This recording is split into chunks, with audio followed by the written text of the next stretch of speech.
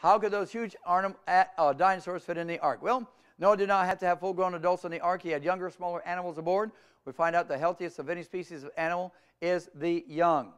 Now, this is very, very important because you see, that would be stronger, faster, more apt to reproduce. They also sleep more, by the way. This big, huge dinosaur here, look at this. Big, huge Ultrasaurus, one big, huge creature. Now, notice the size of him compared to an 18-foot giraffe. Now, he is big, big. But wait a minute. Noah didn't have to have him. He could have had that one right down there. So he didn't have to have the biggest and the largest. All he had to have was the kind, you see. Now, only land-dwelling, air-breathing animals were on the ark.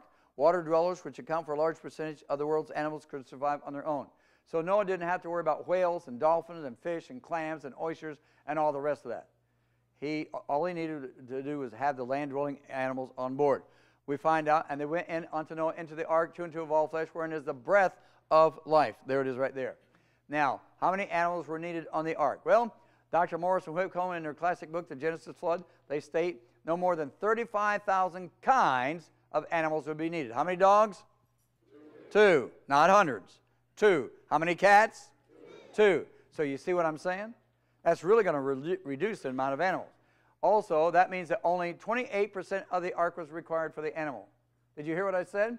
That is less than 1/3 of the space on that ark. So the question is not, how could Noah fit all those animals in the ark? That is the wrong question. My question is, what in the world did he do with all that room? I believe I got an answer. I believe that God provided extra room for anyone else that wanted to be saved.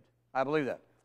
There's no way you're going to convince me that a person that drowned in that flood is going to shake their fist in Noah's face and say, no, it's all your fault. I drowned in the flood. There wasn't enough room on the boat. No, no, no. There's a room on the boat. They just didn't get on. Jesus said, whosoever will may come, right? Does everybody come? No. Is that God's fault? No. So you see, they're not going to be able to shake their fist in God's face and say, God, it's all your fault. No, no, no, no. They won't be able to do that. You see, it was their deal. It's their choice. Whosoever will may come. Now, did the meat-eating animals eat the other animals? Well, no, it did not. Why? Because you see, all animals and people were vegetarians before and during the flood. That's a fact.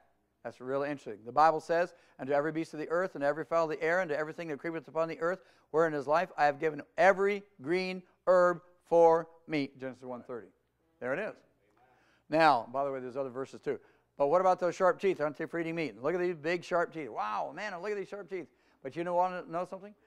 If you eat bamboo, you need sharp teeth too. Folks, let me tell you something. I've seen a panda bear take a bamboo stalk, 1 inch thick, and take and break that thing off and eat it like it was nothing. Now, if you took a 1 inch stick of bamboo and went like that, your teeth would be 25 feet over there, whether they're real or false. You get what I'm saying? Your chompers aren't made for that. Your chompers are made differently. It's not made for eating bamboo, folks. Bamboo is tough. I've tried to cut it with machetes sometimes. Let me tell you something. It takes quite a work. Now, look at the teeth on these guys. Oh, my stars. Look at